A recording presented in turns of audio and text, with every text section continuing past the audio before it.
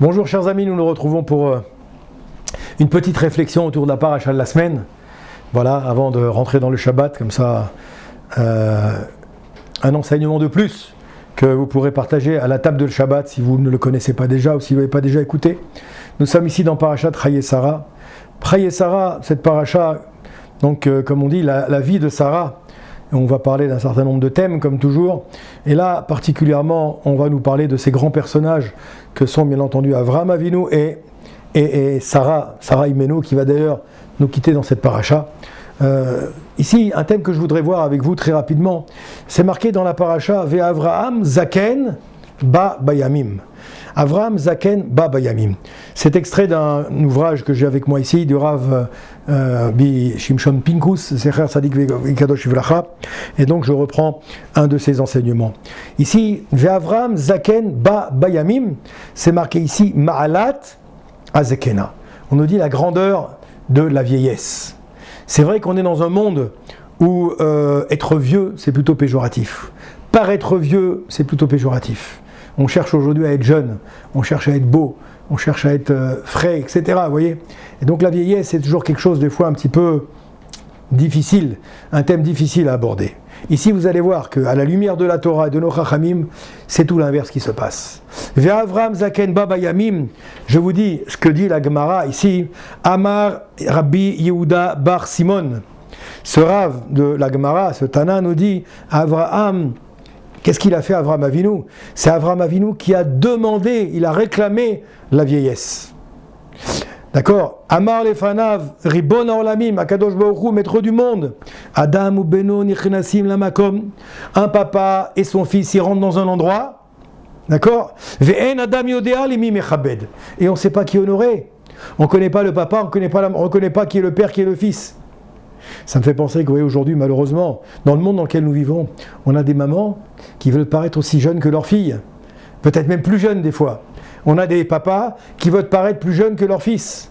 Parce que comme ils ont un problème justement avec cette notion de zikna, de vieillesse, eh bien, et qu'ils ont du mal à intégrer cette notion-là selon les yeux de la Torah, ils regardent ça avec les lunettes d'Alain Flelou, de petit calcenteur, et pas celle d'Akadosh Baruch Hu, de nos Chachamim. Alors ils ont une vision erronée de ce que c'est que Zaken. Ici on voit que, qu'est-ce qui s'est passé ? Qu'est-ce qu'il a dit à Avraham Avinu ? Il a dit, Kadosh Baruch Hu, il faut faire quelque chose. Quand je rentre dans un endroit avec mon fils, on ne sait plus qui est le père, on ne sait plus qui est le fils, on ne sait plus qui est honoré. Alors maintenant, si on a une couronne sur la tête, une couronne de vieillesse, il appelle ça, si on met une couronne de vieillesse sur la tête, on saura qui honorer en premier. Parce que ça ne se ferait pas qu'on honore d'abord le fils avant d'honorer le père. Vous voyez ? Même si les deux paraissent jeunes, il y a quand même un respect naturel et un respect de la Torah également. Alors qu'est-ce qu'on nous dit ici ? Chayecha, dit Akadosh Baruch Hu. Chayecha, accepter, adjuger, d'accord ? Adjuger. Davar tov, tavarta, umimecha, umatril. Et là, Akadosh Baruch Hu lui dit, écoute, c'est accepter ce que tu m'as demandé. D'ailleurs, c'est toi qui vas commencer. C'est toi qui vas être le premier vieux, entre guillemets, de l'humanité. Mitrilat à Sefer, Ve'adkan, Enktiv Zikena. Depuis le début du Chumash, depuis le début de la Torah jusqu'à maintenant, on n'a jamais employé le terme de vieux. Il y a pourtant des personnages qui vivaient jusqu'à, on connaît Mathusalem. Mathusalem, c'est 900, Biosef, tu te souviens, 965 ou 980 ans, je ne sais plus. 967 969, dit notre ami Rabbi Yosef, 969, vous imaginez ? Et pourtant, on n'a jamais dit qu'il était vieux. Et tous les personnages, 400, 500, 600, 700, 800, jamais vieux. La première personne dont on va parler de vieillesse, de qui on va parler d'Avraham Avinu. Pourquoi ? Parce que c'est lui qui l'a réclamé. Et je termine ici cette Gemara qui dit « Mitrilat ha-sefer adkan enktiv zikena » D'accord ? Vekivan she'amad Avraham natan lo zikina. Et parce qu'Avraham Avinu il a demandé, alors Akadosh Baruch Hu il a institué la vieillesse. Hada ou dirtiv ve'Avraham zaken ba bayamim. Et Avraham zaken, Avraham le vieux entre guillemets. Maintenant on comprend qu'est-ce que ça veut dire vieux. Ba bayamim, il est littéralement venu bayamim dans les jours. En vérité, pour nous expliquer ici qu'Avraham il a eu une vie pleine, la plénitude. Il a été comme on dit, Bakol, Mikol Kol. Il a réussi dans tous les domaines. La réussite matérielle, la réussite spirituelle, la réussite familiale, la réussite autour de lui, la réussite avec les amis. Il a réussi dans tous les domaines. Ça a été, comme on dirait en français aujourd'hui, un homme comblé. C'était un homme comblé. C'est le modèle, le prototype du Baal Habayit. C'est le prototype du Yehudi qu'on prend toujours en exemple. Même quand on marie un couple, quand un couple se marie, passe sous la choupa, qu'est-ce qu'on va lire? Le premier Shabbat, une fois qu'ils auront été unis, on lit le passage Ve'Avraham Zaken Ba Bayamim, pour montrer à ce couple, c'est comme ça qu'il faut que vous viviez, que vous aussi vous soyez comblés, que vous soyez heureux et que vous remplissiez chacune des secondes, des minutes, des heures, des jours, des mois et des années qui vont vous être données à partir de maintenant avec votre épouse, avec vos enfants Bezrat Hashem, avec vos parents, avec vos amis, Ba Bayamim, qu'on soit dans la plénitude au niveau des jours. À Avraham Avinu, on nous dit ici, comme on dit tout à l'heure, que le Midrash nous dit ici que dans notre génération, on ne comprend pas maintenant de quoi on parle. Pourquoi? Parce qu'au contraire, il nous dit ici que le Rav, il nous dit qu'on veut paraître jeune aujourd'hui, on veut paraître beau. Combien on fait attention à soi, combien on fait attention à son look. On est dans une génération où les instituts de beauté, les instituts de, comment on appelle ça, d'esthétique, de chirurgie esthétique n'ont jamais aussi bien marché qu'aujourd'hui. Pourquoi? Parce que les gens veulent paraître plus jeunes que ce qu'ils ne sont. Et alors on va faire appel à tout un ensemble de techniques. Ça a donné lieu à la naissance d'une industrie florissante. D'accord? Pourquoi? Parce que justement on a du mal à intégrer cette notion de zikna, de vieillesse. D'accord? Surtout ce qu'il faut pas paraître vieux.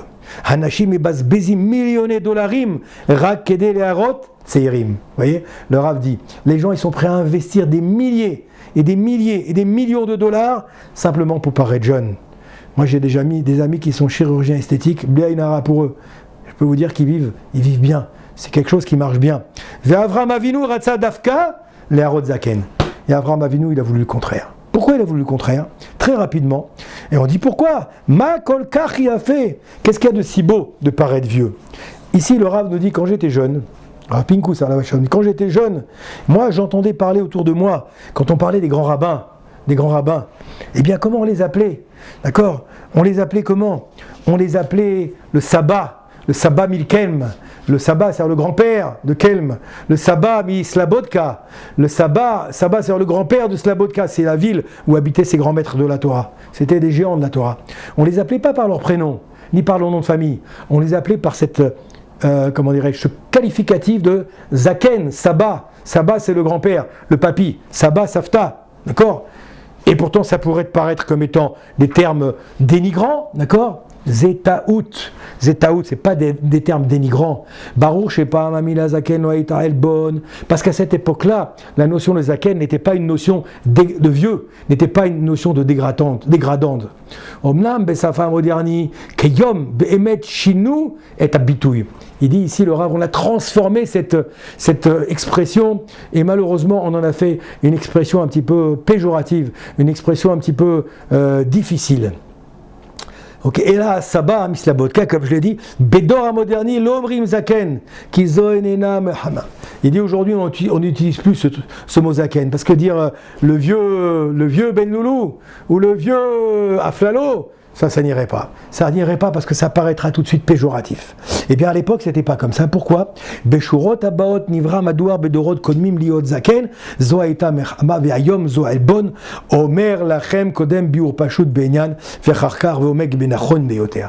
Il va expliquer ici de deux manières, le Rav, pourquoi maintenant zaken, c'est un qualificatif. Au contraire, un shvar, c'est un compliment. Parce que la première raison, il va nous dire que le Zaken, c'est celui qui a vécu. Le Zaken, qui est celui qui a, Baruch Hashem, un grand passé derrière lui. C'est celui qui a acquis de l'expérience. C'est celui qui, en principe, a acquis de la sagesse quand il s'est conduit, bien entendu, dans les voies de la Torah et des mitzvot. Et des Marasim Tovim. C'est celui qui a compris ce qui était essentiel et ce qui était accessoire. C'est celui qui s'est concentré sur les choses de la vie importantes. C'est celui, comme dit Rashi, le Zaken, Mishiu Kana Chochma, c'est celui qui a acquis de la sagesse. Ça veut dire qu'on peut être Zaken en ayant 18 ans, comme on peut ne jamais être zaken toute sa vie et finir sa vie à 85 ans ou à 90 ans comme étant un jeune homme finalement. Mais là, est-ce que ce sera péjoratif ou est-ce que ce sera au contraire positif? Eh bien, vous avez compris, dans le sens de la Torah, être zaken, c'est un compliment. C'est un compliment et que Baruch Hashem, et être jeune, je ne vais pas dire que c'est un handicap, mais en tout cas, ça veut dire que on me dit que c'est le début. Quand on est jeune, c'est le début. On doit travailler et on a toute la vie pour travailler, pour se remplir, pour se parfaire, pour devenir comme Avraham Avinu, Bayamim. Je vous souhaite, Bezrat Hashem, que chacun d'entre nous, nous deviennons également comme Avraham Avinu, Zaken, Bayamim. Je vous souhaite un très bon Shabbat Shalom. À très bientôt pour un nouveau Dvar Torah.